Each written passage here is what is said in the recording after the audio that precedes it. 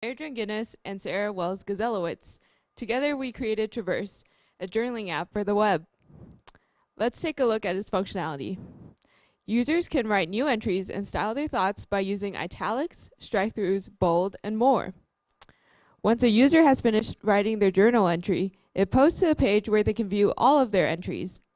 Users can also click on a single journal entry to read it or even edit it if they so desire. But this is more than just a journaling app. Are you ready? TraVerse is an app that takes your journal entries and converts your words into a 3D walkable world. How does all of this happen?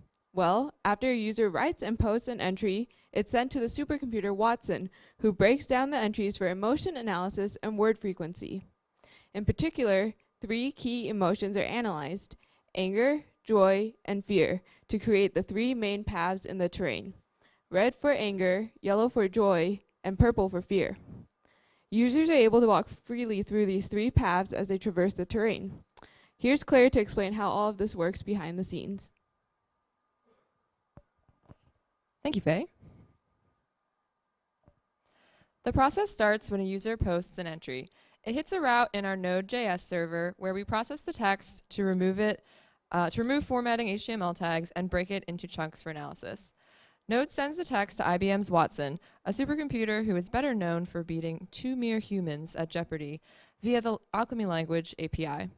Watson analyzes the text for emotion, giving 0 to 1 scores for the amount of joy, anger, and fear, as well as picking out relevant keywords,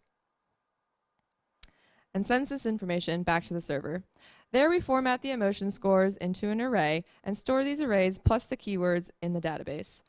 When the user is ready to traverse through their world, an Angular factory sends the data from the database to the iframe that contains our 3D world, which was built with the Three.js JavaScript library for the WebGL API. Now, Sarah will further explain how we go from an array to a 3D landscape. Thanks, Claire. So, as Claire has explained, Watson produces a series of scores for 3 key emotions over time: anger, joy, and fear.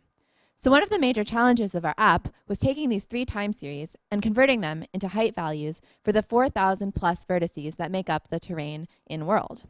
The more intense the emotion at a certain point, the higher we wanted the altitude of that vertex to be. So our first step was to pad the array with zeros. This creates a flat plane around the main landscape, preventing the user from ever seeing the edge of the world. Then we magnified the array. The numbers here still represent a blocky step-like terrain.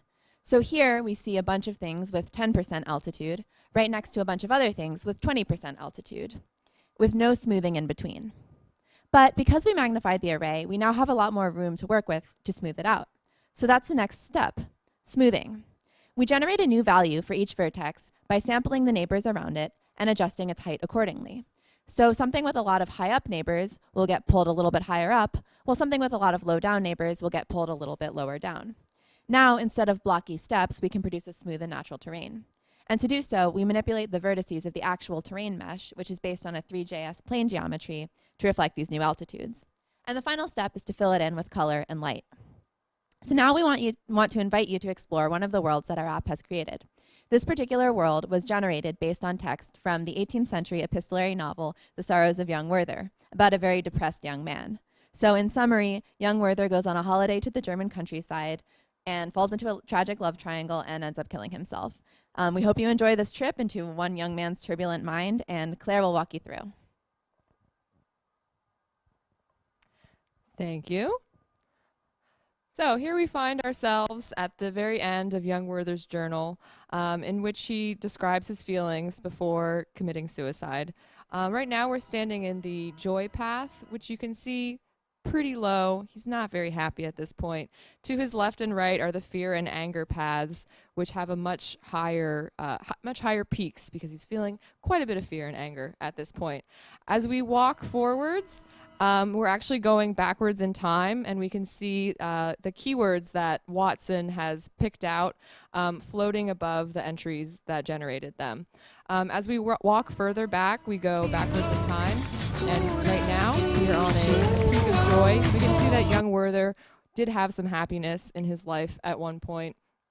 And this was a particularly happy journal entry because we see a sphere of the actual text from the journal entry emerging from the terrain. You can also hear that the music is anchored in the sphere itself, which makes them a little easier to find as they get, the music will get louder as you approach the sphere. Here we're in another point that has very low joy, a sorrowful time in poor young Werther's life. So a sphere emerges, and a sphere of anger. When we get sick of walking around on the ground, we can enter the light elevator, which will take us to the interstellar plane, where we can get a broader overview of young Werther's emotional life over time. Particularly poignant journal entries. And so here we're looking at young Werther's life. You can imagine if you are looking over your own journal entries, you might be able to get a better idea of how your emotions change over time, which can be useful. And that's all. You can visit us at TraVerse.live. Thank you very much.